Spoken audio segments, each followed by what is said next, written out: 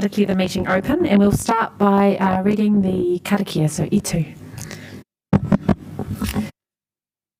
Whakataka te hau ki te uru, whakataka te hau ki te tonga, kia mā kina kina ki uta, kia mā ki ara ki tai.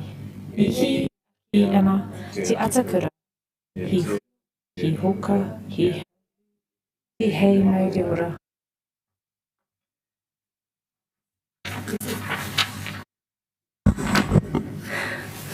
I have apologies from Mayor Foster. Are there any other apologies? Maybe Councillor Paul for lateness. She was just here.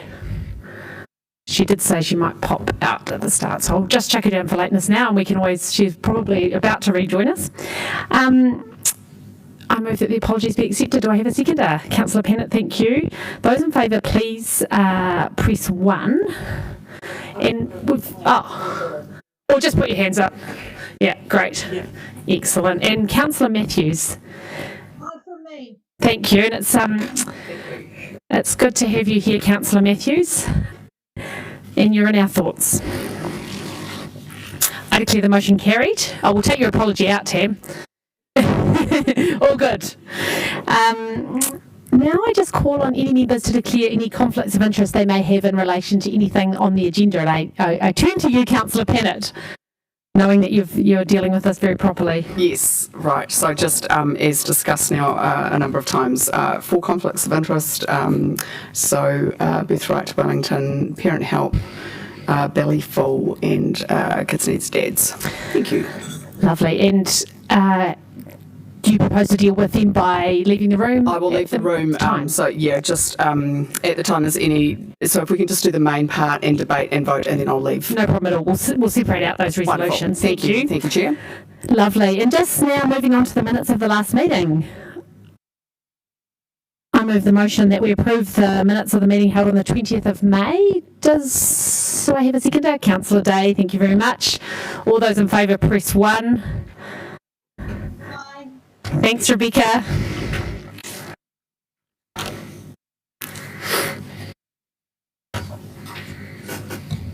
That's carried. Well, we've had a record number of people interested in coming to speak to us today, which is fantastic. We've allowed a little bit extra time for public participation because we know that this is a really important grants round, and we want to make sure that all of the groups who want to speak to us have the opportunity to do so. So I just like to start by welcoming Stephen Opie from Age Concern Wellington. Please come up to the table. Hello, I'm Councillor Fitzsimons, and you'll see the other councillors on the Grants Committee. Please take a seat and feel free to introduce who's with you. And also, you've got 10 minutes, but if you'd like to leave some time for questions at the end, I think that would be welcome. So thank you very much. And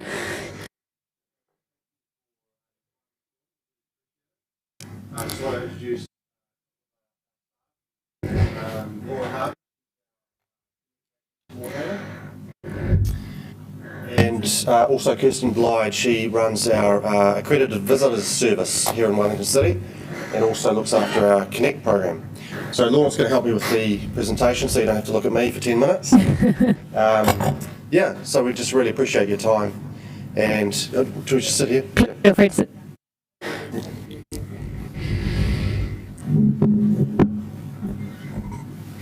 Yeah, so my name is Stephen Opie. I'm the CEO of Age Concern Wellington. I joined Age Concern Wellington during lockdown, which was a bizarre experience. But I've been overwhelmed by the support that Wellingtonians have had for older people in our region. And you'll see some of the things that Age Concern was doing during the lockdown, which were quite amazing, actually. So this morning here we want to just talk to our proposal, which is called Reconnect, and all about helping older people reintegrate back into society after what has been quite a stressful time for everybody, really. And I will just share a little bit about Age Concern Wellington. Lorna will speak to what we did during the lockdown, and then finally I'll just talk a little bit to the Reconnect program. So do we have some slides up there, please? Great, thank you. So we just go to the next one here. So Aged Concern Wellington was founded in 1976 as an incorporated society. It started as a year earlier. A meeting of interested parties got together and they formed the Wellington Welfare Council for older people, which later became Aged Concern Wellington. Aged Concern Wellington serves the wider Wellington region, so not just Wellington City, but also Porirua and, of course, the Hutt Valley. There are 34 Aged Concerns in New Zealand. There's one in Kapiti and also in Masterton, serving Wairarapa and Kapiti respectively. And so we're everything south of Kapiti and Wairarapa. Our mission really is to see all older people in Wellington City thriving and also respected and an engaged part of our community. So we want to get them involved in what's going on in the community. And we do that in a number of different ways. So I'll hand over to Lorna and she'll just share with you some of the stuff that went on during the lockdown. Can I have the next slide, please? Thanks. So normally we're very busy, but through the pandemic we were even busier. We had lots of new volunteers come to us. We had more than 200 volunteers making connections with older people in the region, 95 probably, approximately 95 in the Wellington City. We had 700 or more calls made to older people. We were able to help 80 clients with food, 30 in Wellington City at least. We had 400 new volunteers come to us, which increased our organization a lot, because normally we have more like 100 or maybe 200. And we were able to make 250 or more support calls to, or we received more than 200 support calls during level 4. We had some great success stories where we were able to connect some people. For example, we had a referral for an older person who didn't speak English, who was really confused about the situation, didn't understand why he couldn't go and get his food where he normally goes, and we were able to connect him with a volunteer who speaks his language, and she helped him with shopping during the pandemic and with phone calls just to explain things, but also to give him a bit of company. And then now they've formed a lasting connection where she will continue visiting him with her husband, who also speaks the language that he speaks.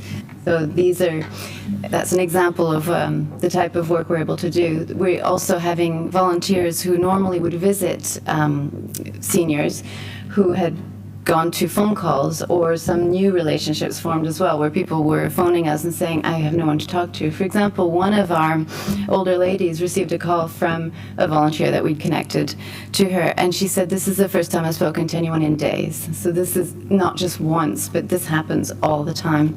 So we're very happy to be able to be providing this service and connecting these people, and we hope to be able to do more of that. Thanks, Lorna. We could go to the next slide, please. In the short time I've been with Aged Concern, I think three things have come out of what we've all been through in terms of older people. And in no particular order, we've seen a lot of confusion from older people about what happened during lockdown. Every time there was a level change, the phone would start going 9 o'clock in the morning straight away, and all day would be answering questions about what does this mean, what can I do, I don't understand. So there was a lot of confusion, and a lot of that related to the fact that some older people obviously aren't connected. They weren't receiving the same information that you and I were receiving, so they just didn't understand. Anxiety as well.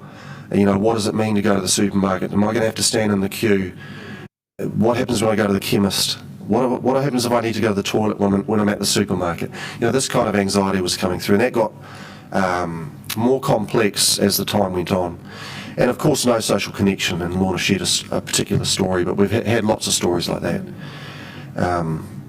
So we want to help reintegrate older people back into normal life. It is an issue. We've had many older people concerned or worried about coming back to some of our courses, particularly, for example, our Steady As You Go exercise classes. You know, they would start off with 3 or 4 people when we got to level 2 and level 1. But, you know, pleased to say yesterday we had a course, a SAGO course, a Steady As You Go exercise class, where 18 of the 23 people had come back. So it's starting to change a little bit. And also the walking service, you know, people are just anxious to make connections and to go out of the house again. So we've got this Reconnect proposal. If you could go to the next slide, please. In two phases really. One is responding to the needs that have emerged from the lockdown. We want to continue our phone, friend and pen pal service, which was successful for some people. Some people just love to have a conversation on the phone and even to write a letter. And that goes both ways. What we've also found is for our volunteers get a lot out of this as well as the older people. And our shopping and food parcel service, which was a really important need to meet during that lockdown. We want to also help older people regain confidence in getting back into society. We want to build on our walking service and our visitor service, which is where we have volunteers regularly engaging weekly with older people in the city. And we want to grow our Connect program, so we want to expand on the coffee groups that we've started in Newtown Park Flats, Marshall Court Flats, and also Dixon Street Flats as well. We want to build on those as well and create some connection hubs where those who aren't living in those housing units, who might be living isolated by themselves, can come together at a particular hub, say in Seatoon or Johnsonville or wherever it is. So really it's about you know, 3 things. It's about physical and mental well-being and social connection. That's what we seek to do for older people in our city, and that's what the Reconnect program is really all about. So I think I've used most of my time. I'm sorry, we get passionate about it. Oh, thank you so much, and thank you for all the work you've done. I've got one question from Councillor Day. Kia ora, thank you for your presentation. I'm wondering, I heard during lockdown that some of the prefects at Tawa College did some calling around some of the older community, and I'm just wondering if through the Reconnect program there's any ability to connect young people who do want to support, because there's such a beautiful reciprocal relationship that can exist between younger people and older people, and the time that exists in that space. And I'm just wondering if that's something that you would consider looking at, how you could, because there are a lot of young people with time to spare, and actually they often quite appreciate talking to someone who's got life experience, and it can be a very powerful relationship. Wondering if that's something you could consider. Absolutely, I think the intergenerational connections are pretty important. Some other age concerns do that very well. There's a Tea and Tech program in Nelson where high school students teach older people how to use smartphones and things. So I think there's a lot of capacity, particularly with those hubs.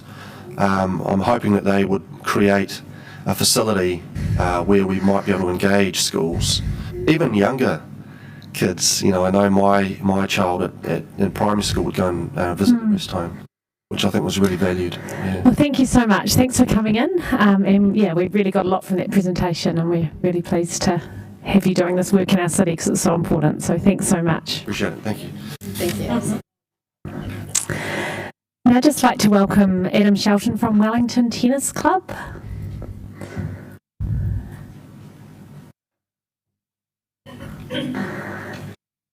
Hey Adam, please take a seat. Very much. And look, you've got 10 minutes and feel free to leave some time for questions if you wish. Sure. I'll just be very kind of quick, I think, with my presentation. But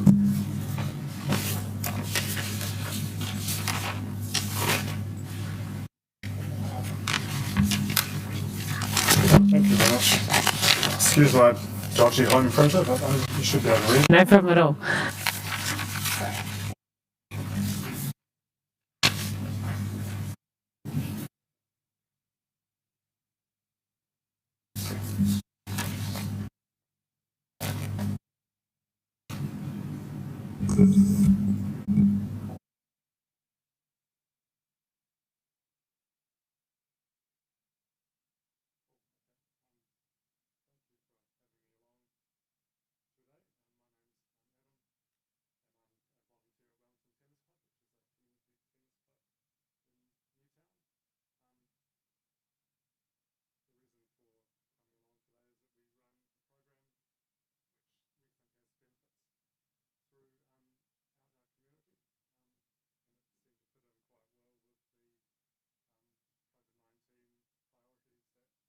Thank you.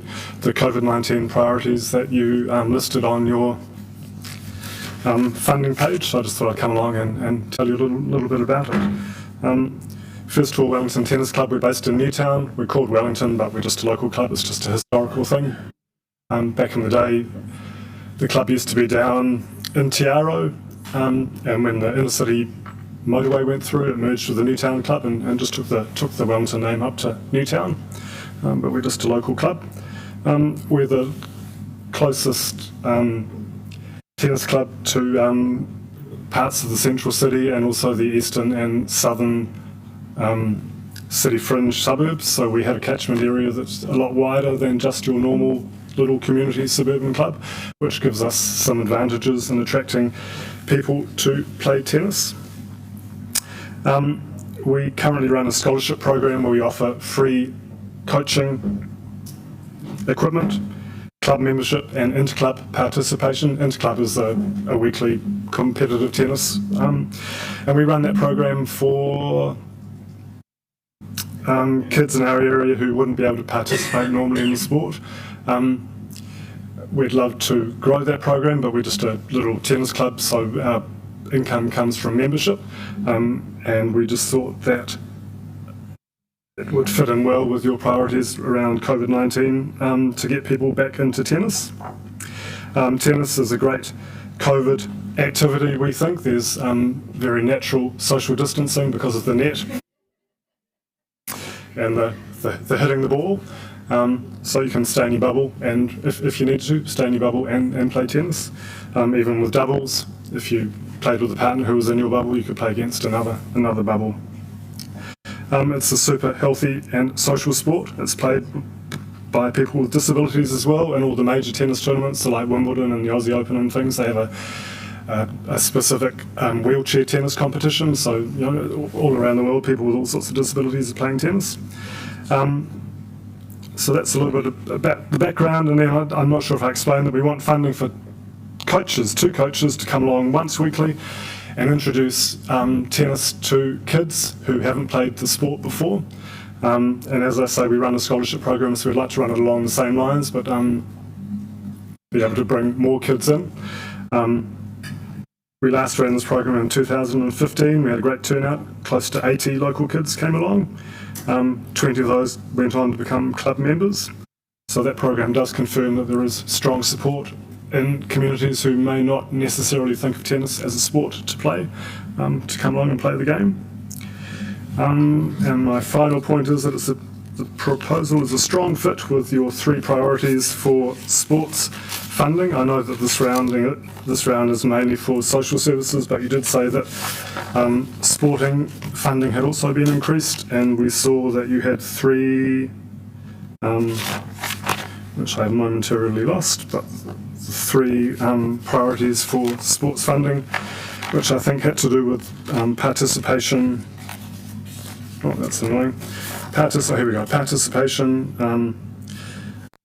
increase in Maori and Pacifica participation, and healthy lifestyles for people with disabilities and women and girls and people who face barriers to participation. So because of our scholarship program, which we run anyway, we think that fits in well, and we'd just like to get some support to help increase that. That's excellent. Thanks, Adam. I've got a question from Councillor Foon. Kia ora, Adam. Thanks for coming in. And I think my daughter had a couple of good seasons with you guys, so ngā mihi nui for that. What are the benefits you see from particularly youth that you've got coming in? Like, what is the transition you can see over the time that they learn and play? So tennis coaching, when you first start, is not so much focused on being a winner at tennis. It's all about just enjoying physical activity, and we spend a lot of time just throwing tennis balls up in the air and catching tennis balls and then holding your tennis racket, but just focusing on the ball and not hitting it. And so kids get sort of hyped up's the wrong word, but by the end of the session they're all running around shouting and having a great time, and so we just build enthusiasm that way. And then over time we get them to start hitting balls, but still focusing on just chasing balls around and things like that. And then natural aptitude comes through, so kids with good eye-hand coordination kind of pick it up, and they're the ones that run with it. We find that the kids mainly that we get are through tennis families. So the ones that continue on for longer are the ones whose mums and dads are already at the club, but we would like to encourage more kids on their own to come through. And we find that unless we offer support and structure around that, then that's quite hard to do. So with our program at the moment, we go out to all the schools and we talk to all the principals and we give them information sheets, and we put stuff up on the website just to help them focus their brains on tennis as being an option. So, yeah, if that answers your question. Thank you very much. I have been a keen tennis player, but not so much recently. I did just have one question, which was, where are you located? Top of Constable Street, so behind the Planeki rest home. Ah, great. Can't see it from the street. It's a little spot in the town belt surrounded by trees and things. So, yeah. Oh, lovely. Yeah. Oh, thanks for your work and thanks for coming in today. Thanks. Really appreciate it. Thank you. So next we've got Jonathan Cobb from Te Ara.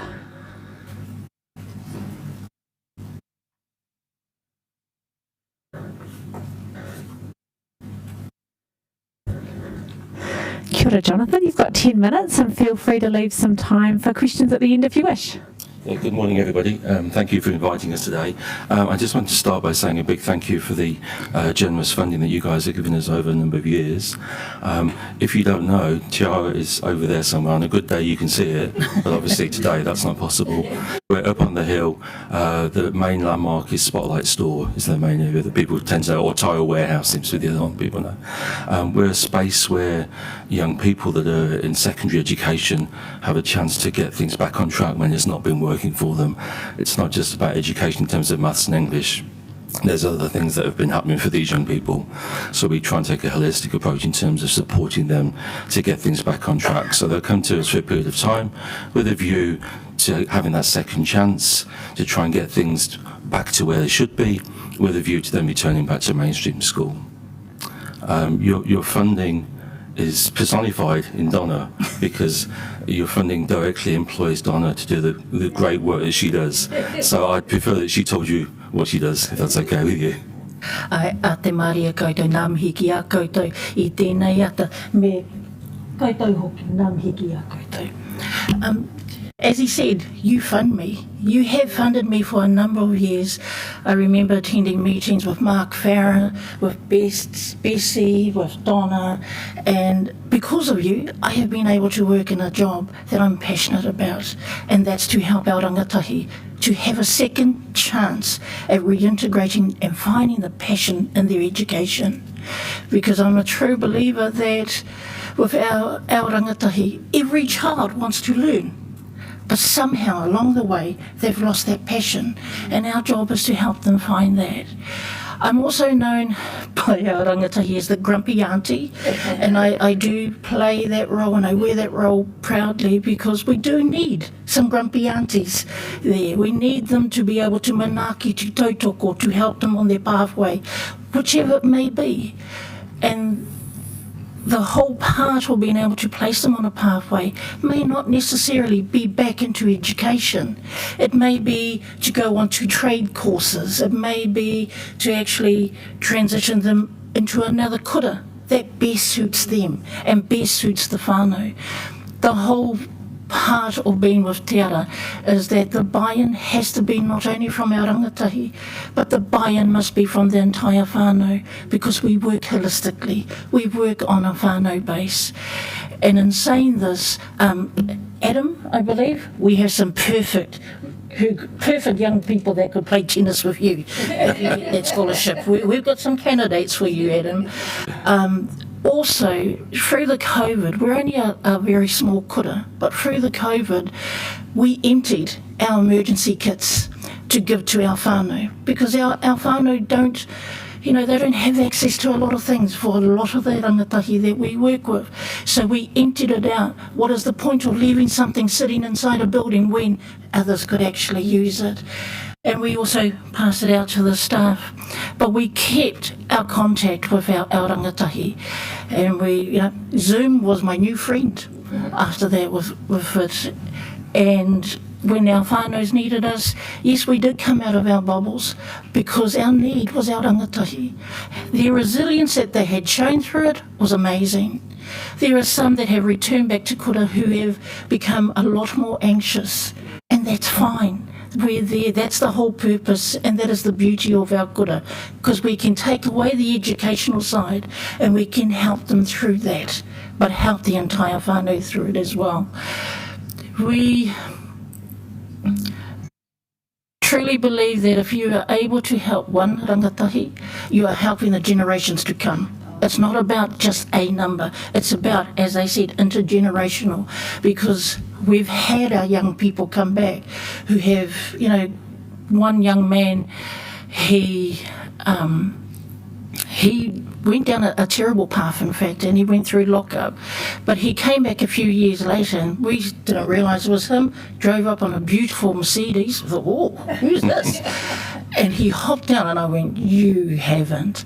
And that young man went from lockup, and because we continued communicating with him and keeping that pathway open, he then went down to Christchurch just after the earthquake in Christchurch. He got a job as a labourer and stayed in a one-bedroom pub. I think it was the only one that was still standing for him, and he stayed there. He saved his money, he got his skills. He was coming back up to the north because he got a job as a foreman with one of the biggest companies, with Fletcher's up in Auckland, and he had promised me, Donna, I'll come back and I'll pick you up and I'll take you for a ride in my flash Mercedes. He always said he was going to get a Mercedes. I said, as long as it's legal, darling, that's fine by me. And he did. He came back to fulfill that dream, and I could not have been more proud. There is a young boy that if we weren't there, and yes, I am going to blow our trumpet, but if we weren't there, his pathway could have been entirely different because of where it had started. But that's us. That's who we are. And again, thank you for always funding me. I've been there for 18 years, so I've appreciated your funding every single year. Nami. Ngā mihi, Donna and Jonathan. I've got a question from Councillor Day and then Councillor Foon. Ngā mihi mai o Hākia Korua. It was really good to hear your experiences and to hear those sort of first-hand stories of things that have happened for our rangatahi. I'm aware that COVID-19 obviously unsettled, some of your rangatahi, but also that there are other rangatahi who are unsettled in the community. Are you hearing of increased accounts of issues? Yes. I've already heard of a few who have been excluded from schools in the very recent time because I think they're just really struggling with resettling. We returned back to kura on the 18th of May. 2 days later, we had 6 referrals from one school. 6 referrals.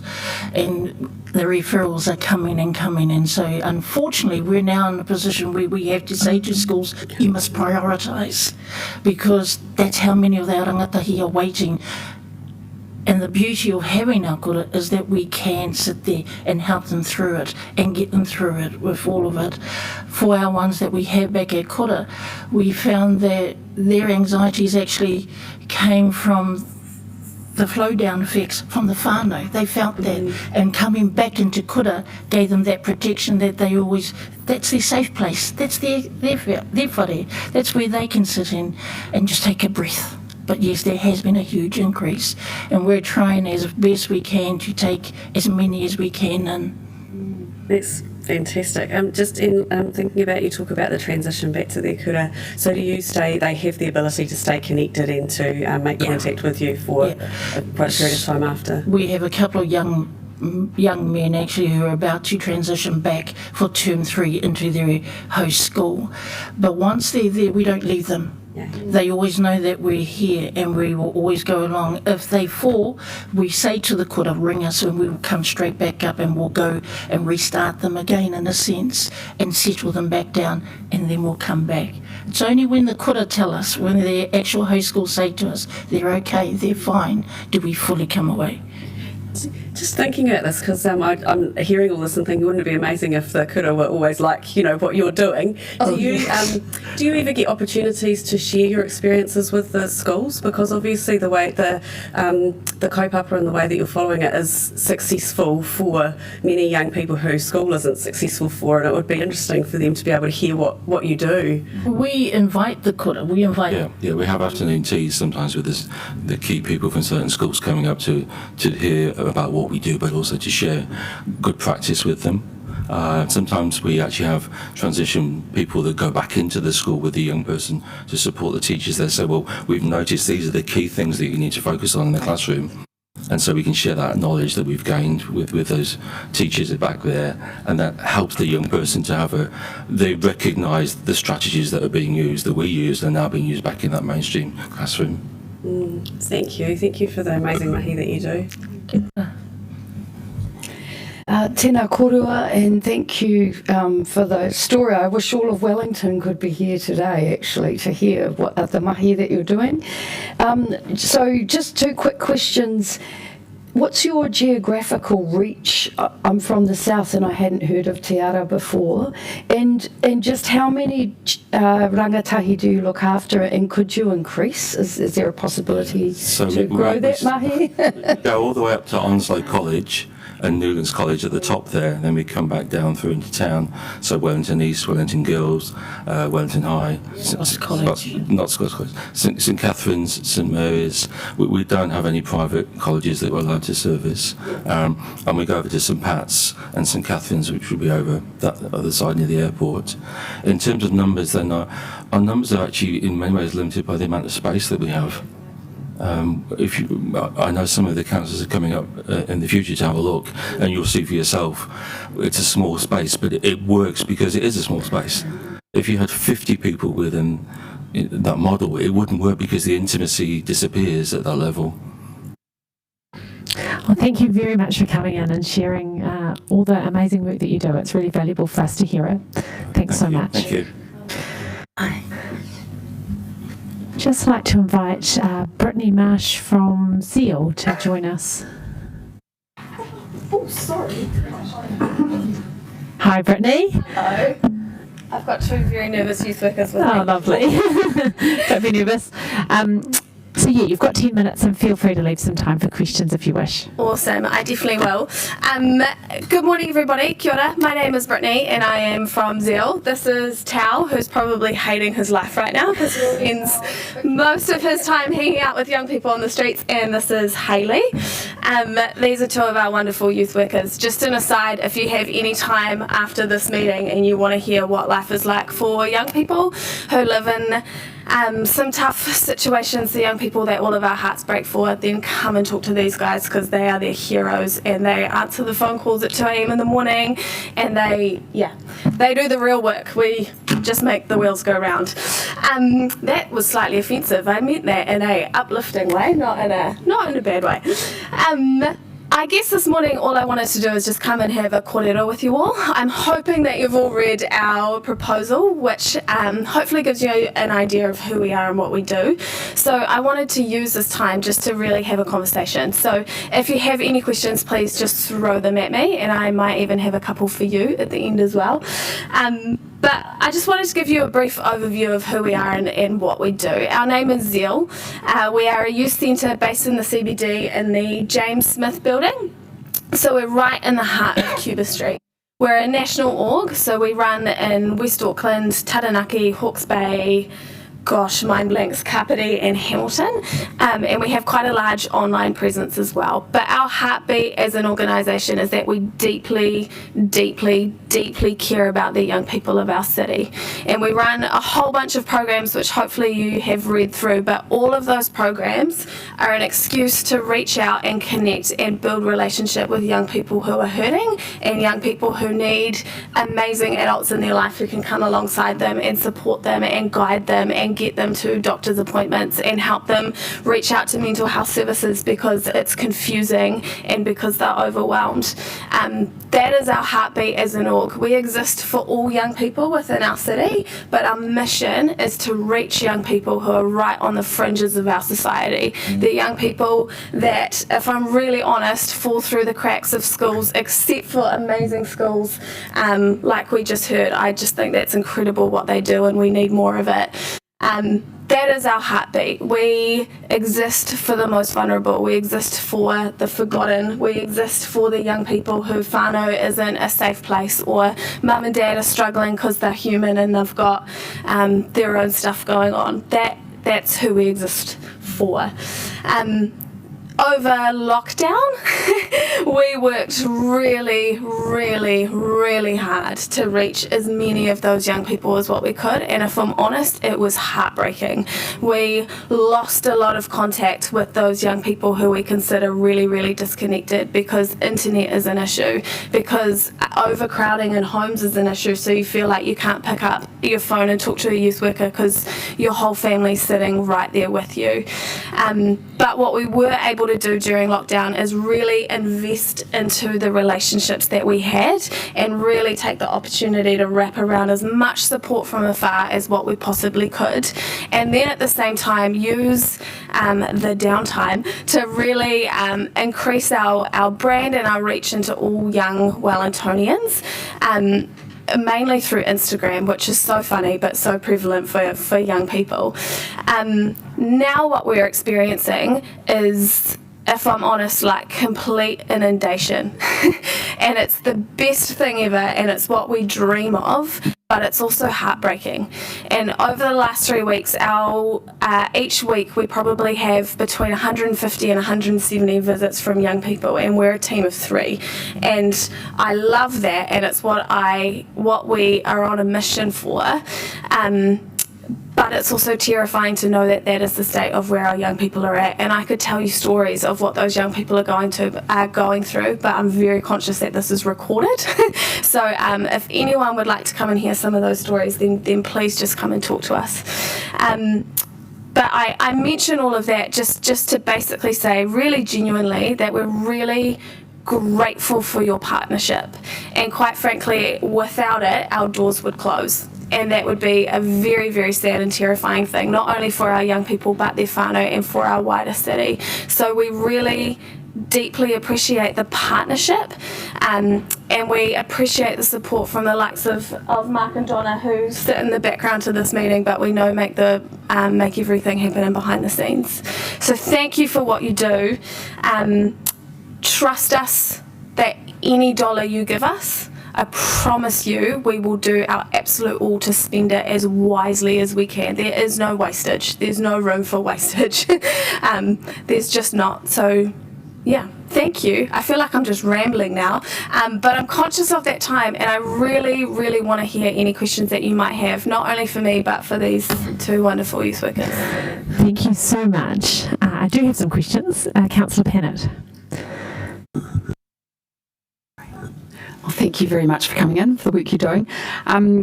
I just see that the recommendation is for about half the money that you were looking for. So if that money's given, how will you find the rest of the money? Are you applying elsewhere? Great question. I'm applying everywhere I possibly can.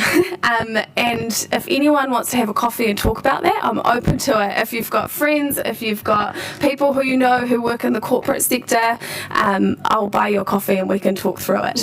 What that basically means, the reason why we're asking for extra funding, quite frankly, is that we need extra youth workers on the ground. We open up our doors every afternoon, and we have between, depending on the weather and depending on the day, between 30 and 50 young people come in, and that's amazing, and we're grateful for it, but I'm conscious that unless we have enough people on the ground who can intentionally build relationships with those young people and move it past being a hangout space and into actually journeying with them in their life, then that afternoon space isn't all it could be.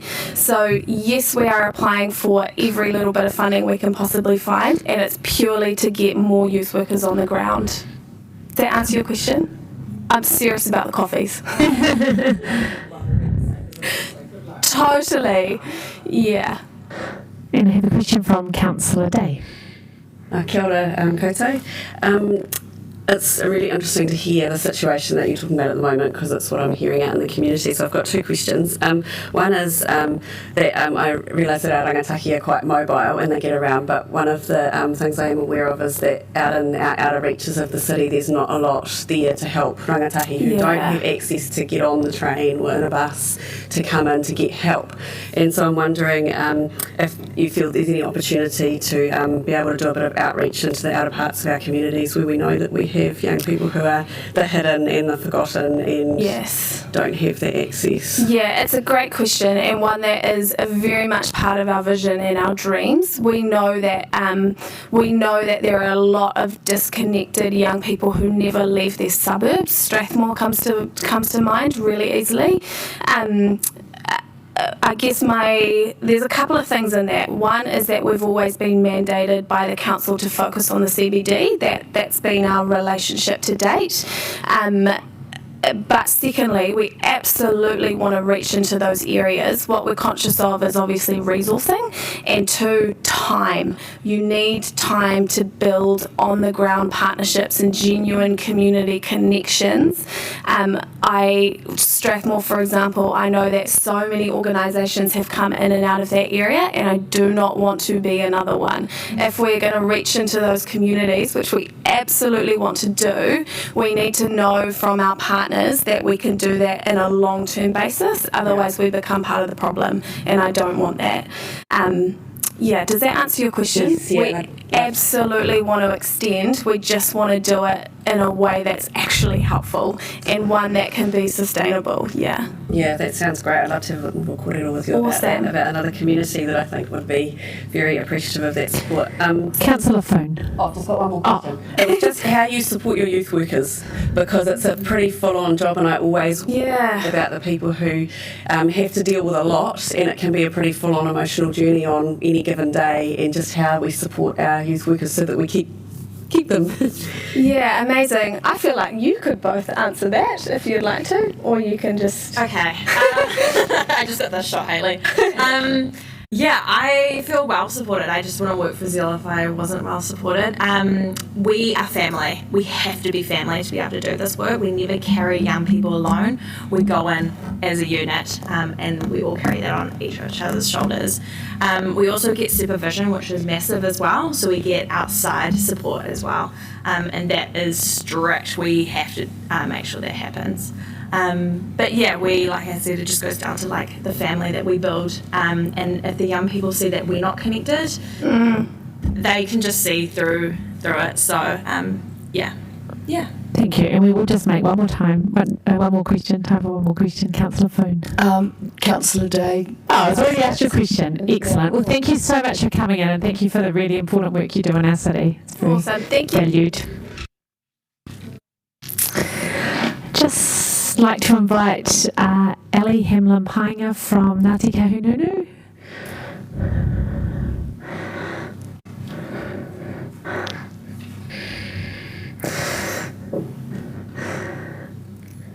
Kia ora, it's wonderful to have you here at Council. Now you've got 10 minutes, and feel free to leave some time for questions if you wish. Tēnā koe te minita, kaore e minita, tēnā koe te tiamana o te rōpū, whakaaere. It's nice to be back here again, I think. Yeah, I'm here. And tēnā koe Jenny, good to see you again, kia ora. So we are here today to talk to our application that we've submitted. I do understand the application is somewhat outside of the boundaries of what you would normally discuss at this particular hui, but I think it is still valid of being heard. So Ngāti Kahungunu ki Pōneke has been an organisation in the Wellington Central region for near on 50 years. We are the only, I say again, kaupapa Māori based organisation in Wellington Central doing the work that we do. We are an endorsed provider of Te Atiawa, o Te Runanga, o Te Ika a Māui, and we hold that responsibility quite seriously in terms of what we do here in the city. So as you've all heard, we were all part of a major pandemic, COVID-19.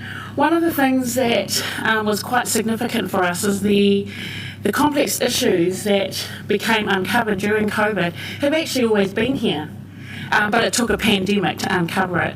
So the reality that we work in is absolutely in the pandemic all the time. So some of the issues that we're constantly making the papers and constantly being spoken about across many forums are things that we deal with on a daily basis. So the unseen homelessness is something that we are very, very committed to. The overcrowding and thinning out those spaces, but also just whānau ora. The care of our people, regardless of who they are, and where they are situated across the region. Our services extend geographically right across the Wellington region, but predominantly we take care of Wellington Central.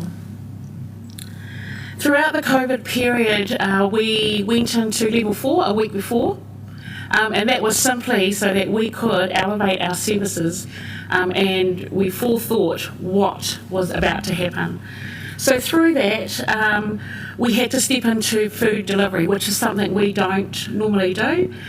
We don't believe in the concept of providing people with food bags, which they don't not necessarily be able to cook what's in the food bag and the items that are in it when they are living on the streets.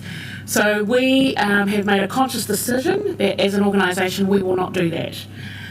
We do not want to create need, and that we feel is creating need.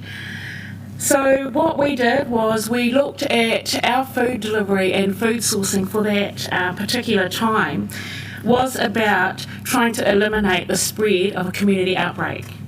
It was about ensuring that we had a way to whakawanoungatanga with those of our people who were living in isolation to understand what was actually happening.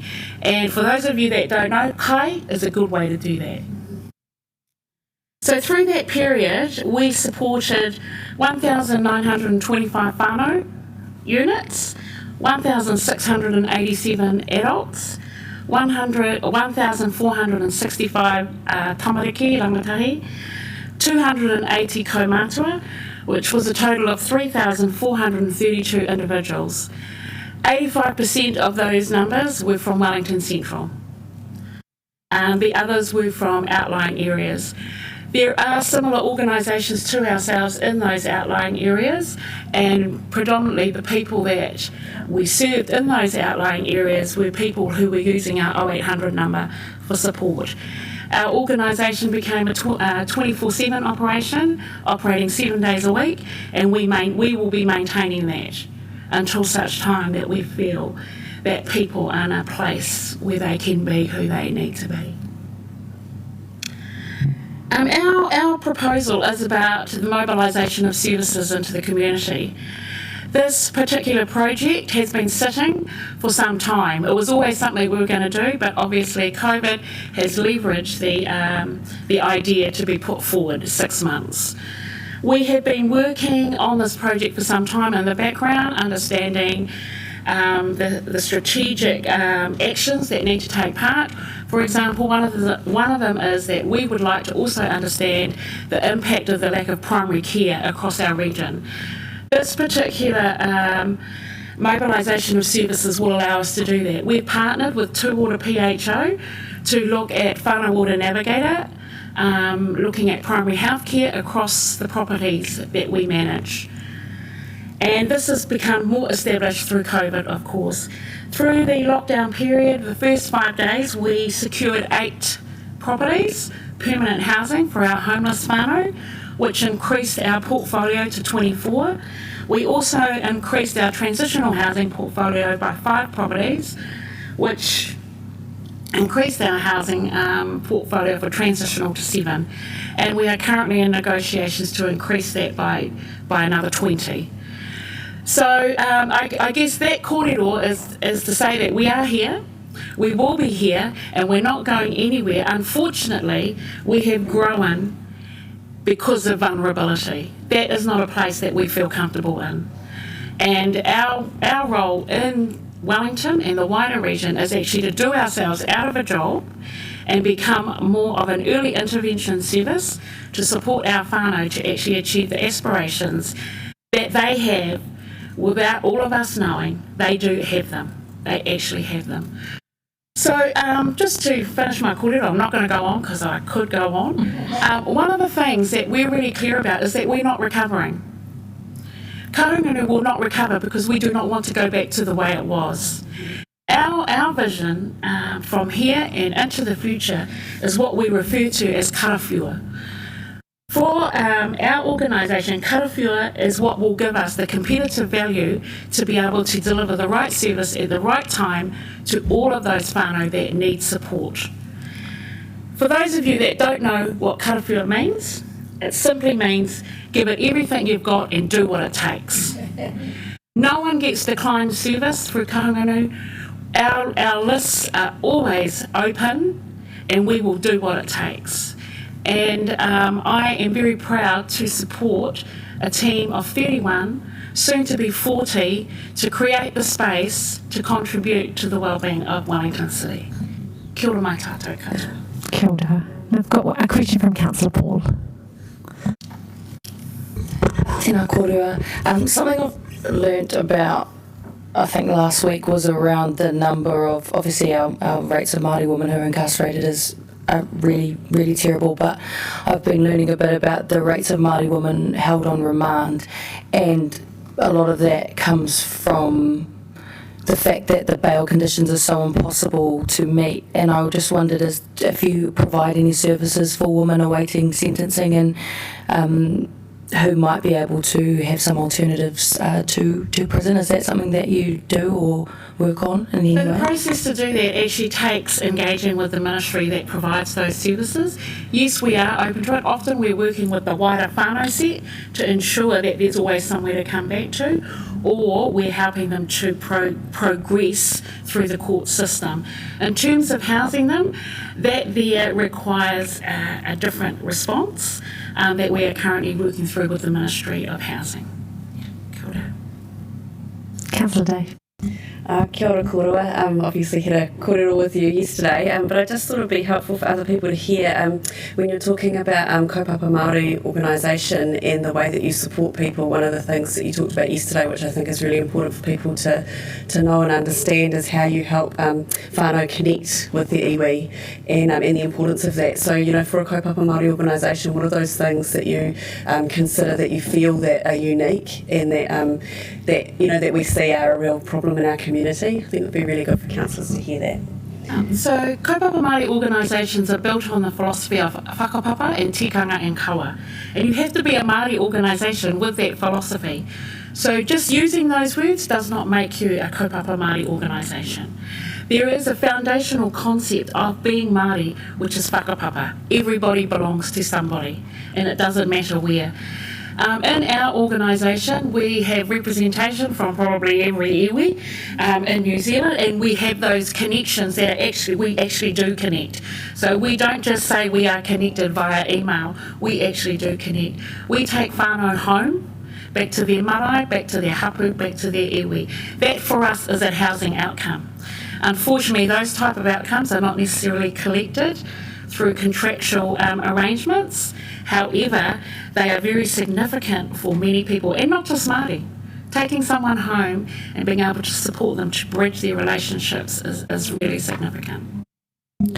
Well, thank you so much for coming in. I did just want to say thank you again for hosting Jill and I yesterday, and was really pleased to see you on the list, and I know Amanda played a role in that, but just want to be really clear that we're very keen to make sure that we build a strong relationship with you as a council, and I hope that this is the start of rebuilding that relationship. So thanks so much for coming in. Tēnā koe. Kia ora koutou. And we've got Karen from Mount Cook Mobilised.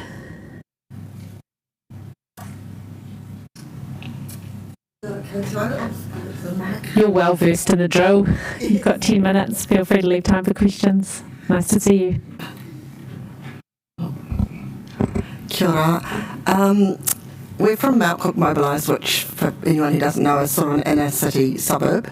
for the last probably a dozen years, our group has been building community in Mount Cook around residents' issues, which we've had a lot of to help us build that community, which has been good. And now what we're planning to do now with this project, which is Mount Cook Connect, is we're planning to fan out a bit more and involve more people and give them sort of excuses to come out and get to know each other and just try and build on that. We're also following the Mount Vic hub model that we're going to set up a website which shows people what the venues are in Mount Cook, what the activities are and where the intersections are. So those are two of the things. One of the distinctive factors of Mount Cook is we have an education precinct running down the middle of it, which consists of Massey University, Wellington High School, Mount Cook School, and 9 preschools around the area. So what that means is a lot of people come into the area every day during the weekdays or the school days. So part of the idea behind Mount Cook Connect is to get those people more connected to the community so that should the unthinkable happen one weekday when school's in and the roads get munted and there's a massive earthquake, we want there to be things to spring into life more readily than if we do nothing. Yeah, so that's a big driver. Plus we have more apartment blocks. Probably half of our accommodation is apartment blocks, and what we're hearing is people aren't meeting other people in their blocks. They think they will, they don't. So we need to create those bumping spaces, those excuses for people to meet each other. Yeah, so those are the main things that we're trying to do. Yeah, and also we now have the Omaroro Reservoir about to start happening.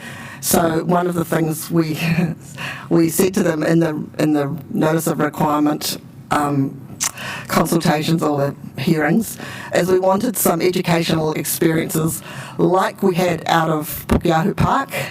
So we want to hold them to that, and we want to get the schools ready so that they can take their tamariki up there and they can learn things and become engineers or whatever. Yeah, and also we have a lot of history that we want to share in our area, and we want to create that sense of pride of place. Yeah, because we have town belt around us, which is a great asset.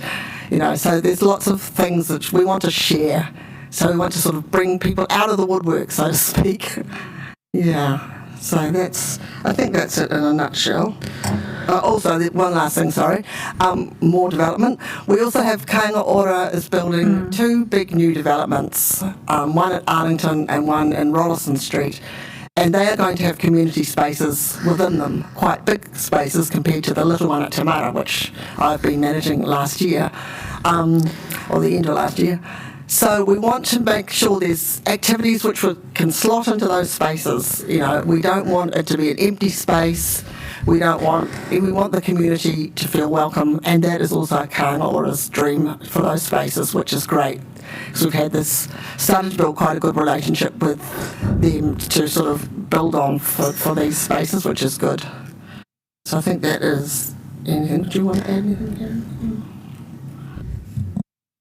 Yeah, sort of, we don't have an obvious audience membership like the previous presentation. Everybody knows who they are and where they belong, whereas we've got a very disparate suburb, apartment buildings, social housing, small houses, big houses, and it's making that connection between people, and as Carol says, going through the various education institutions is a good start, and we've all got everything from the daycare centre on, we've all got links in there through our own families, and you can sort of see the value of providing direct social services, and this one takes a bit more tweaking out to see the values of connecting communities so we can provide connections, possibly help with social services, but it's more connections and linking and Mount Cook whānau. Thank you. And we've got a question from Councillor Pennant. Oh, hello, and thank you very much for coming in, and you're doing a great job, as always. Can you just talk about the levels of deprivation that you've observed in the community, and just you're maybe just a bit more thinking about how you might support the student population, because obviously there's a big one there. Yeah, we're hearing, actually Taupa set me up with the welfare lady at Mauser, which is great, because it's shocking to hear that students are having to go to, well, it's good the university has been putting some grants forward for them to apply for, but shocking to hear that, and the deprivation. And of course the rents in Mount Cook are actually becoming unaffordable for students, definitely. In fact, even for people working, I think they're becoming unaffordable now. So even all these new apartment blocks, and a lot of them are set up as, service, almost like service with furniture and everything, so they can charge more for that. So in terms of actual levels of deprivation that I've seen, probably I haven't heard much from students because I haven't had much connection with them as yet. I've seen a little bit at Tamara. The thing I've seen, which I don't want to see, is that I've seen there's some little drug businesses set up down there. So that's a direct result of the deprivation, obviously. Yeah, so I think in some ways it's more this, again, social connection which is missing down there, because people, they don't have an outlet to sort of go and sit down and just say what's on their mind all the time. But yeah. So I'm not sure I've overly witnessed, it's probably there, but I can't say I've overly seen the deprivation in terms of food. I'm assuming you're talking about food. What are you talking about? Yeah, I think I've definitely seen the connectedness missing. Yeah, definitely. Because I think when you live close to people, it's very easy not to want to be in their face or not to want them in your face. Yeah, so it's sometimes a bit harder to sort of get things off your chest. And I've got another question from Councillor Phone. Kia ora, Carol and Karen. Thank you for your mahi. Can you describe the attitude, that's not the word I'm looking for, but the well-being of the community? Like, even although you're talking about are they in good spirits? Do you see an opportunity, if they were led to connection, that there would be good outcomes for them in that way? Yes, I think so. One thing I do see is more and more people chatting on the street, which I really love, because that shows that those connections are building. And, it's a stupid thing to have to say it's because of all this development, but that is what I think it's because of. Because people have got something to sort of, some common ground to discuss. Yeah. Okay. And you described the bump places. Could you give an example of where you can see there are opportunities to provide those? I think things like street meets, in a part of the street where there's a bigger bit of footpath or a little bit of a turning bay. Or the thing I have noticed is the people who live in the cul-de-sacs are the most connected. That's been really interesting. I've picked up a lot of these little bits of information over the years. Yeah, so make those places so that people can be in them. Yeah. Okay, thank you. Well, thanks so much, and thanks for coming in. And to you and all of the public participants who are still here, it's lovely that you've been able to stay, and we hope to have a cup of tea just before 11. So if you can stay till then, I know councillors would really value the chance to talk with you further. So yeah, thank you very much. And now I'd like to invite Murray Edridge from the Wellington City Mission.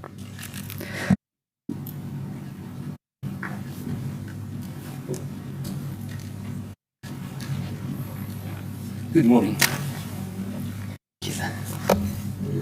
So you know the drill, Murray. You've got 10 minutes. Feel free to leave some time for questions. Yes, no, I certainly will. Thank you very much, and good morning to all of you.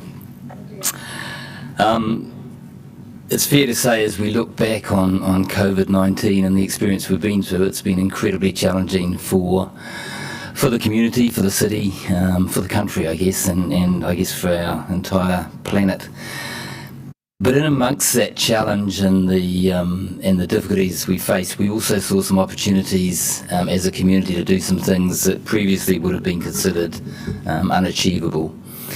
And one of those was housing in the city, and with the really helpful and timely engagement of central government and local government, and I should acknowledge Jenny, because Jenny and I worked very closely over that period. Alongside of other agencies, including DCM and Kahununu Social Services and others, we were able to house the street living population of Wellington. That was something that 3 months ago wouldn't have been considered a possibility. The challenge for us at the moment then is to say, how do we make that permanent, having achieved a threshold of connection and support and encouragement for people who are living in that context. Finding a way to make that permanent is the current challenge, and we're working very closely with the officers of council and with Housing and Urban Development and MSD to achieve that. As part of that commitment to housing people and to keeping people safe over that period, in conjunction with the Wellington Night Shelter Trust Board, we took over responsibility on the 16th of April for the Wellington Night Shelter at 304 Taranaki Street. That was the second of the initiatives that were established over that period, the first being 57 Manor Street, where we set up Te Papuri, which is a supported facility for 39 homeless men. 304 Taranaki Street, the previous night shelter, were the bottom floor, so the dormitory part of that facility, were the first residents of Te Papuri and Manor Street, because the dormitory facilities were the sort of accommodation provision that couldn't have been sustained during a pandemic. And then in conversations with the Night Shelter Board, we took full responsibility for the balance of the Night Shelter on the 16th of April. I'm not going to talk about what we found when we went there. That's been fairly publicly aired, and it was a fairly challenging environment. What we have now talked about, though, is going forward, what does that facility look like, and what is the capability the community most needs? The Night Shelter Board have made a public decision now to cease operation, and as part of that decision, under their constitutional trust deed, they are looking to gift the building to the Wellington City Mission.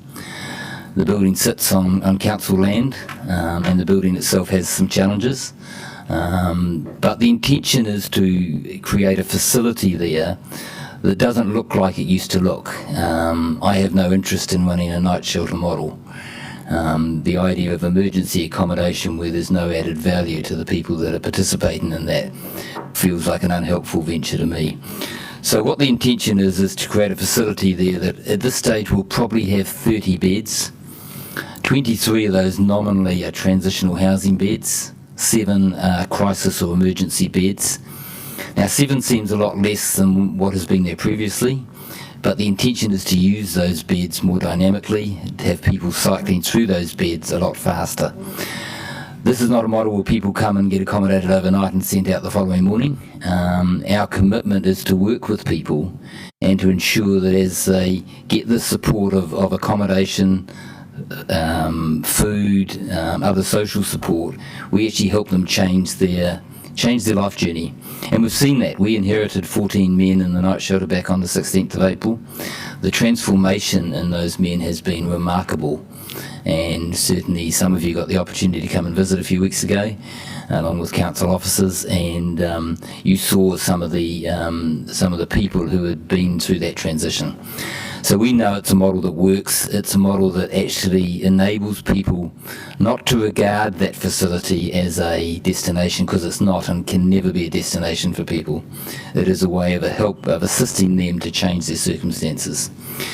And the experience for us means creating a community which is based out of a model from 50 years of rest home and hospital support, but more particularly out of Te Manawa, which is our transitional housing facility in Batoni, Te Papuri, and now Te Maru, which is the name of 304 Taranaki Street, which means a sheltered pathway.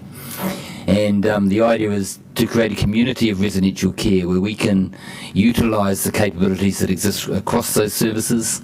We can actually transition men between those services, and we can share the resources that make that most effective.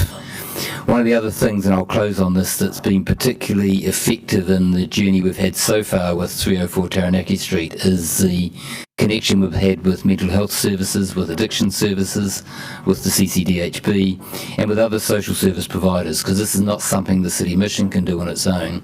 It does it in conjunction with the other capabilities that exist in the community. So we're committed to this journey longer term. The proviso in the funding documents talks about getting the model right, and there's some work to be done on that basis, and we're still finalising the legalities of ownership of the building with the Night Shelter Trust, but we'll be working with council officers to finalise that going forward. Thanks, Murray. And we've got a question from Councillor Day, then Councillor Pinnett, then I've got one. Okay. Kia ora, I've got a couple of questions. Thank you very much for the work you've been doing over the last few months. I can imagine that there's a level of exhaustion amongst everybody with that. Just a wee bit, yeah. So my first question I actually asked of another organisation here today was just how you support the people who are working with the residents that you're supporting, and just I guess some of the things that often you hear is that it's a very intense situation often when you're helping people at a very difficult stage of their life. That can be quite complicated, but the people who are working with them can really get, that can be quite affecting. And just how you make sure that the people who you're supporting to work with these people are supported. I mean, it's one of the challenges I think the Night Shelter has faced, that it's a small organisation, and the intensity of the load then that falls on individuals is really high. The beauty of having it as part of a community of activity and as part of the wider city mission, whānau, is that we've got appropriate supports that can wrap around people, we've got management levels, we've got the ability to swap people out, because the services we operate have different levels of intensity, because you can't work at the sharp end all of the time. We know that. And we want people to engage with the manahere, the guests, in a way that's respectful and appropriate, and we need to keep our staff well in order to do that. So I'm very committed to that process. It's good to hear you acknowledge that.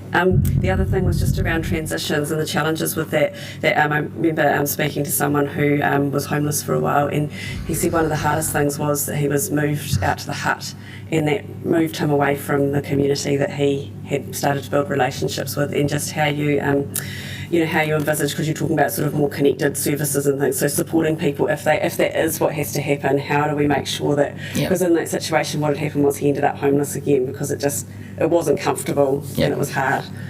And I've seen clear examples of that, of people who have been well housed outside of the city and then have come out of a street living or a car living community actually, and have come back and lived in their car specifically for that reason.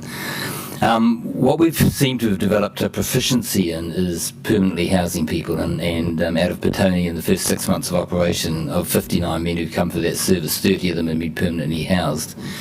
I'm really conscious that housing isn't about a roof and a few walls. Housing is about living effectively in community, so we need to find the housing solution that works within the community that works. So if that has to be Central City, then so be it. And our staff have become really effective at connecting with property owners, landowners, and able to property rental companies, able to make those connections happen. The transitional housing model we operate under has us continuing to support people for 3 months after they're placed in permanent housing, so that we continue to work with them on the journey. And we're working with a number of other community groups and churches to make sure that longer term support relationship exists. Thanks, Murray. Councillor Pinnett. It is a hard job. I just want to talk to you about the building issues. What kind of problems have you got at the moment? The building leaks at the moment, which is a bit significant. So we've got a roofing challenge that we didn't know we were going to have, but we have. We've demolished, with the permission of the Night Shelter Trust Board, because they're still the owner of the building at the moment, we've demolished the downstairs partitioning. Part of that's so that we can appropriately clean and sanitise the building, and part of that's because I want us to never go back to that place where people are put into cubicles. So the cubicles have all been removed. What we need to do now is build some accommodation in that space, along with some common areas, and our practice model has accommodation and community spaces within that.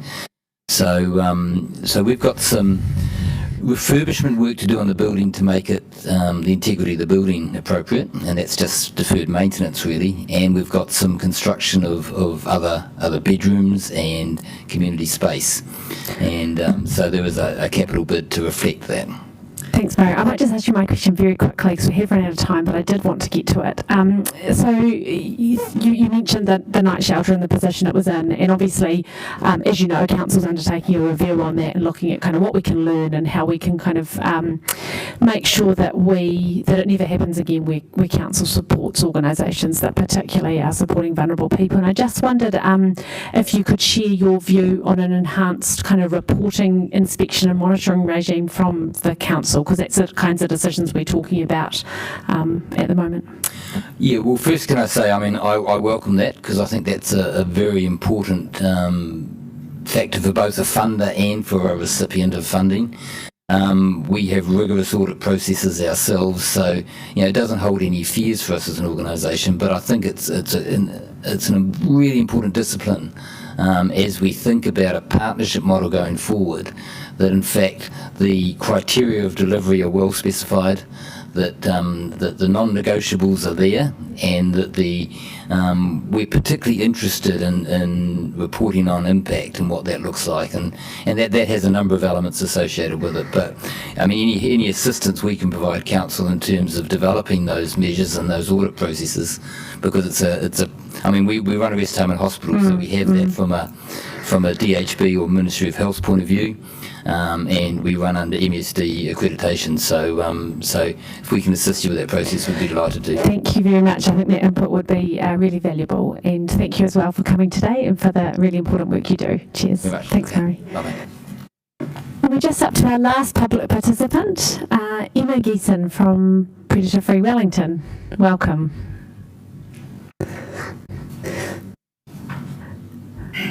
Now you've got 10 minutes and feel free to leave some time for questions.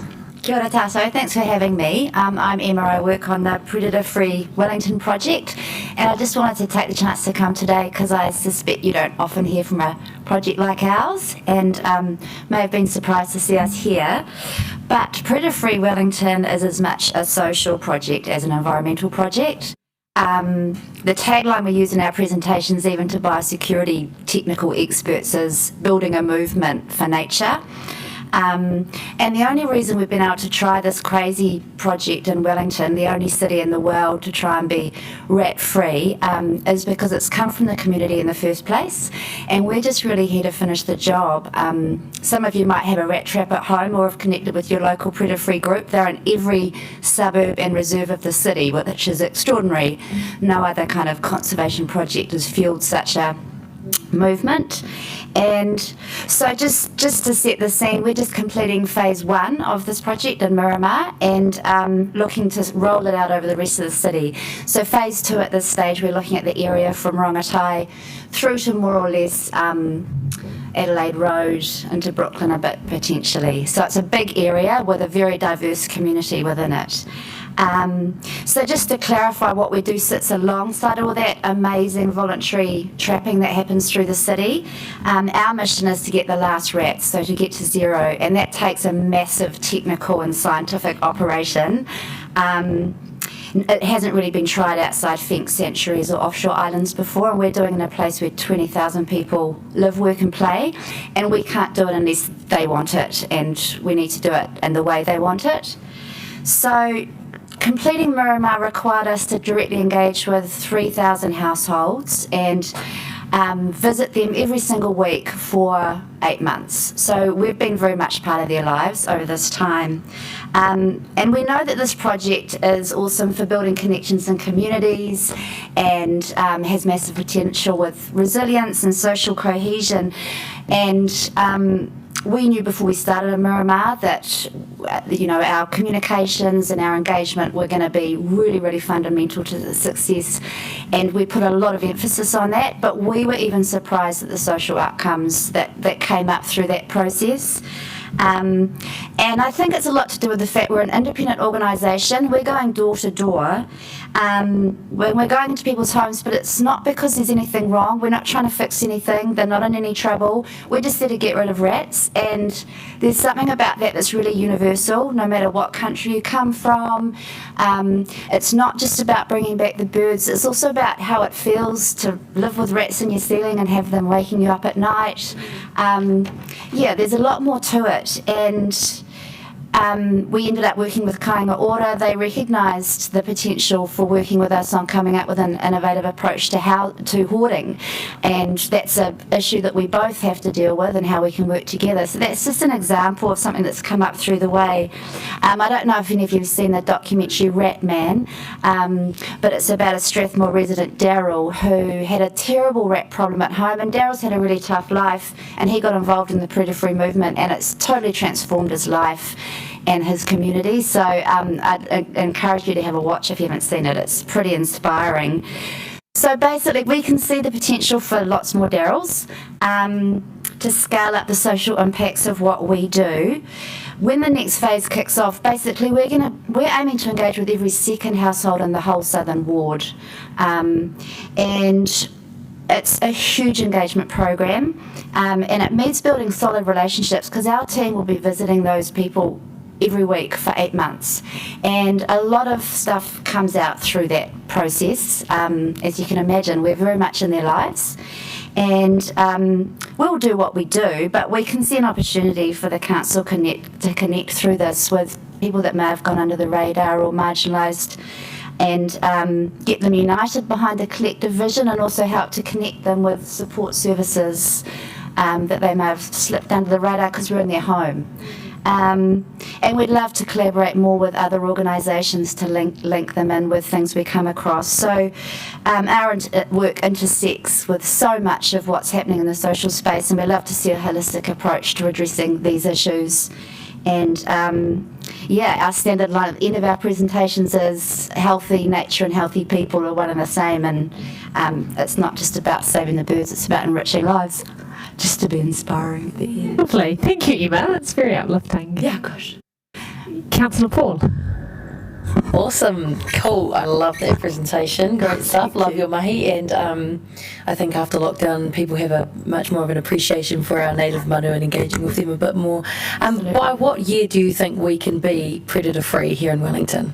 Well, our original plan was a 10-year plan, so starting with Murama, and then we intended that we'd take a year off to analyse, then do the next phase, which goes more or less through to Brooklyn, I guess, and roll out over 10 years with a year off in between each. What we've realised with Miramar is we had to employ a team of 25 odd to do this. It's quite a big operation, and then let them all go at the end.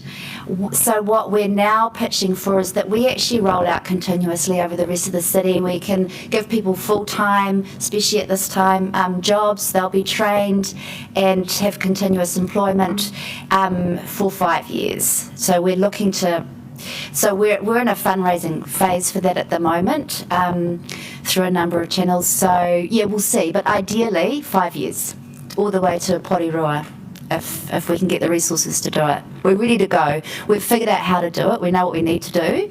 But what we've also seen is the potential for us to do a lot more if we can. Our core funding is obviously to do this eradication, but there's so much scope. We've actually become all quite passionate about the social impacts of what we're doing, almost as much as the birds. So, we'd love to extend it out a bit. Awesome. And another question from Councillor Pennant. Thank you, Emma. 2 questions. Sorry, how much money does the council give at the moment? And there's a $0 recommendation here. Yeah. So where will you get the money to do this work if there isn't any money coming through? Right. Well, so we have funding through this council, through Greater Wellington Regional Council, through an organisation called the Next Foundation. So they were the 3 partners that started the project, and we've since got central government funding to do the eradication operation. So we got initial funding for that, and we're now going to be going through pitching to long-term processes and central government to finish the job, basically, to take it through for the whole rest of the 5 years.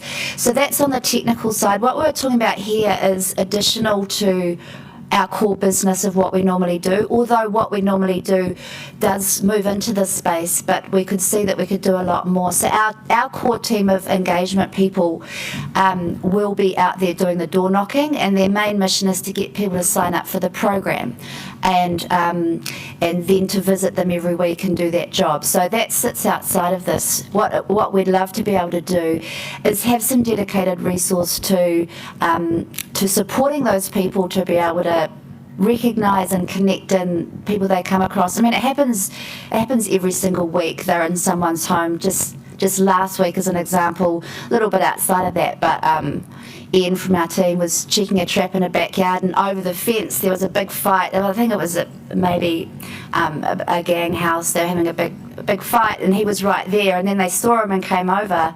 And then he told them what he was doing, and then they started having this great old yarn about rats, and it was all good. And they're like, "Oh, that sounds awesome! You know, I love what you guys are doing." And I don't know, they do come across all sorts. They're very much in people's lives. So yeah, what we're looking to is expand the social program alongside what that core team will do, which will be funded hopefully through those core, the biosecurity side of things. It's very positive, but sorry, just how much does the council give you, and where will you go for funding if you don't get 100k today? From this? Yeah. We're really committed to doing this. So we haven't actually thought that far ahead. This sort of came up quite quickly as an opportunity, but it's been a really great process to think this through, and we're totally committed we will go elsewhere to try and find funding if we don't get it here. Yeah, absolutely. We'll see what happens. We'll do what we can with the resources we have, and then see if we can get some more.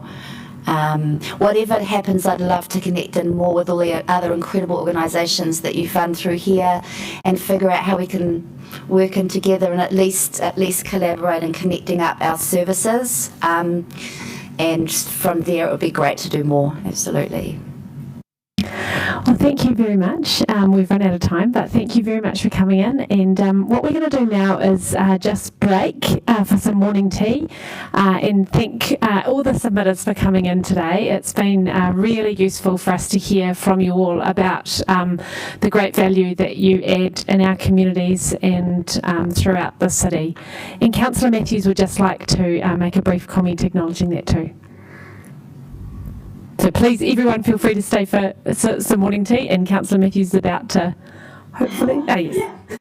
Kia ora koutou. I just wanted to, just very brief, I haven't got a question, so I'm breaking the rules, but just to say how much I've appreciated all the public participation, and just the work that you guys do is absolutely sensational. And I'm here with my elderly parents in Tamaki Kodo, and so I'm particularly, what it was great to hear about age concern, but also the wide range of environmental and social work that's happening from all of the groups. Thank you. Thanks, Rebecca. I hope you can have a cup of tea too. Cool, great. We'll break for about 15 minutes. Thanks, everyone.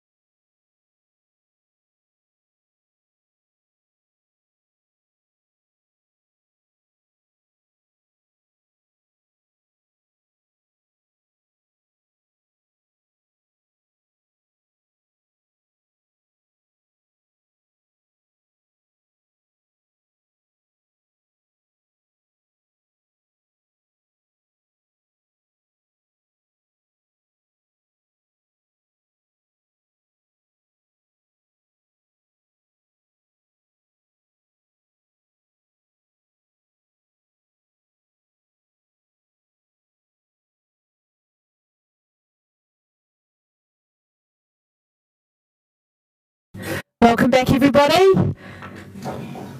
The first piece of general business is the multi-year funding under the Social and Recreation Fund, and it's my pleasure to ask Councillor Paul to introduce this paper. Kia ora koutou. Thank you so much to the Chair for allowing me to move this paper. So this is on our multi-year funding.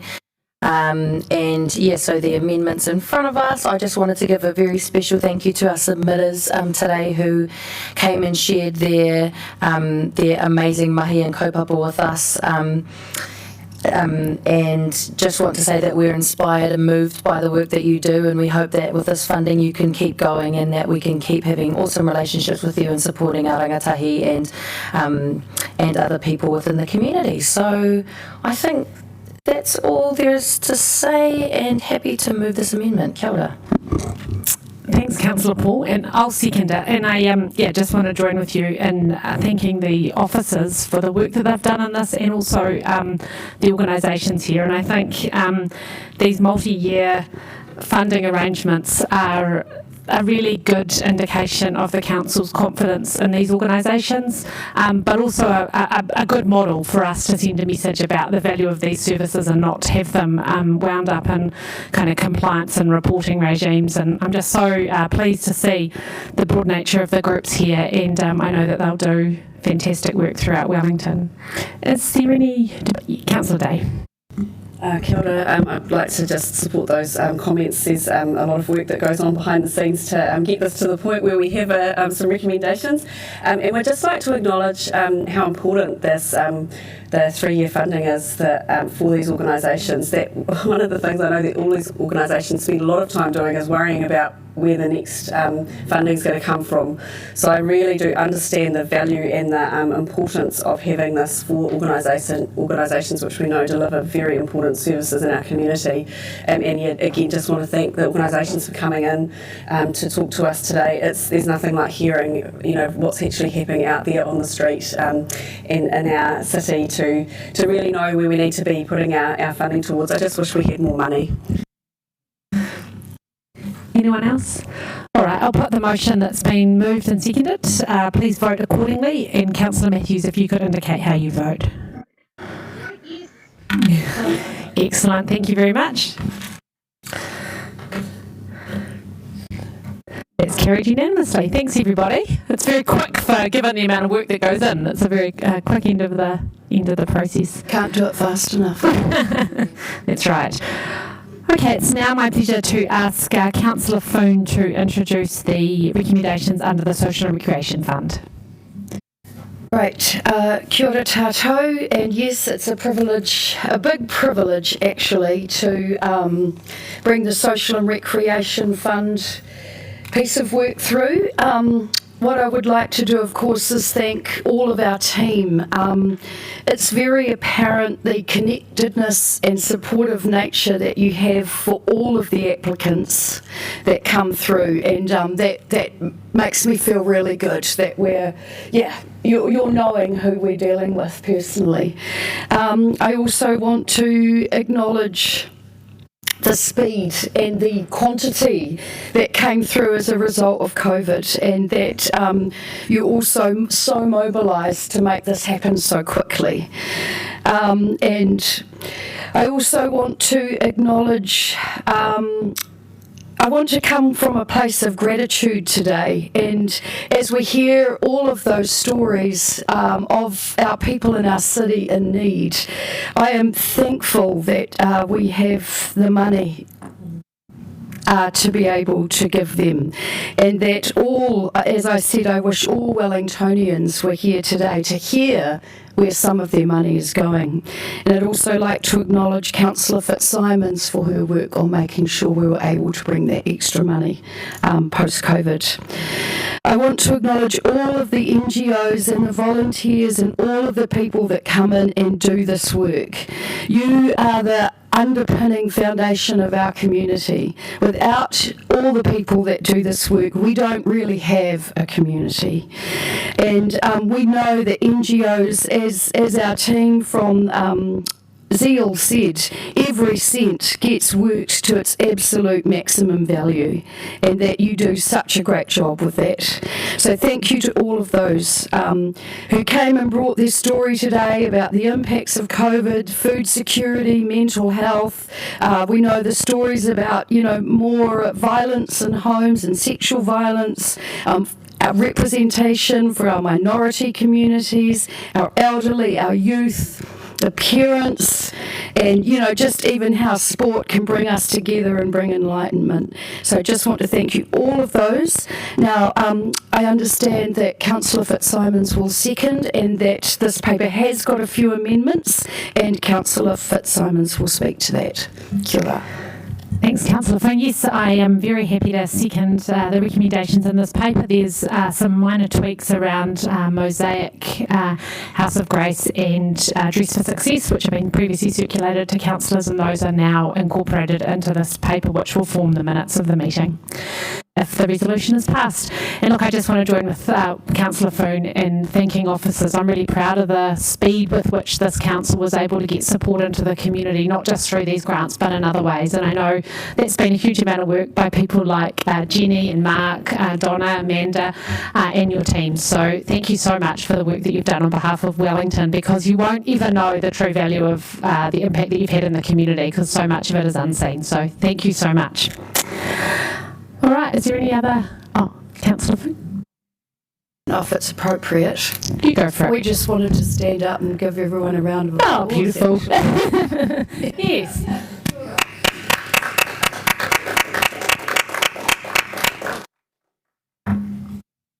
I'm sure Councillor Matthews is doing that virtually as well. No, that's a lovely gesture. Councillor Day. I really just want to echo what's been said already. I looked at 105 applications and just thought about how much work that has been for staff in the background over what has been an incredibly busy time for your team anyway. So thank you so much for processing all of that and really listening. I really appreciate the effort that's gone into that, and I feel really proud of what's come out of that. So thank you so much. It's amazing hearing from the community today, and I actually sit here feeling really hopeful that our city has as much in it as it does to support our residents, particularly our youth, our people who have been marginalised and don't have the same opportunities and access to the things that they so very much deserve.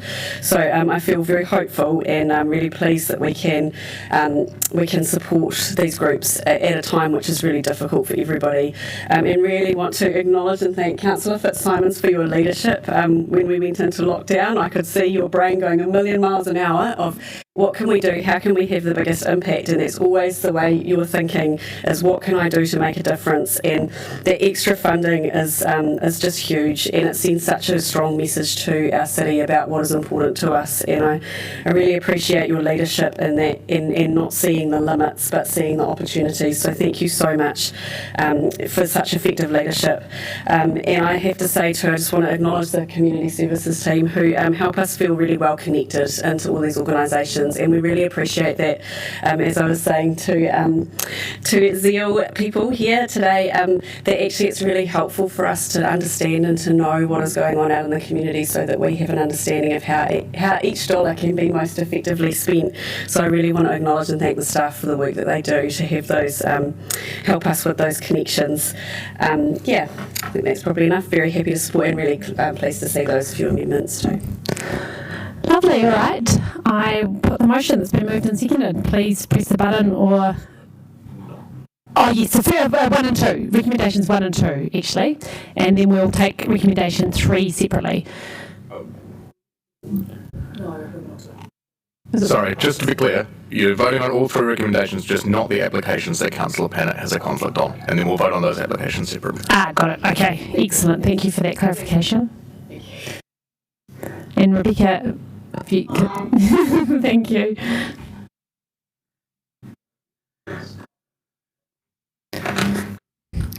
Thank you, Councillor Pennant. Very much.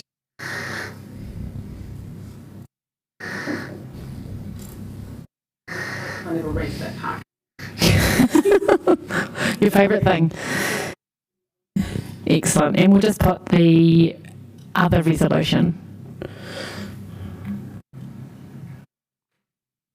Aye.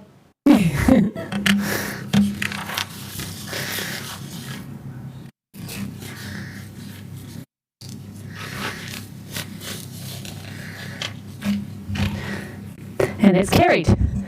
Thanks, everybody.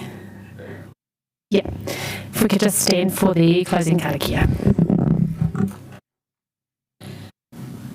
Unuhia, unuhia, unuhia ki te uru tapu nui.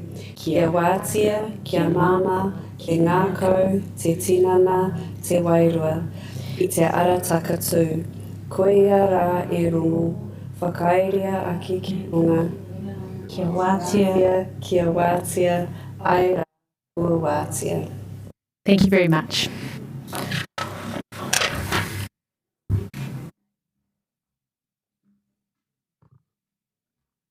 Thanks everyone. Bye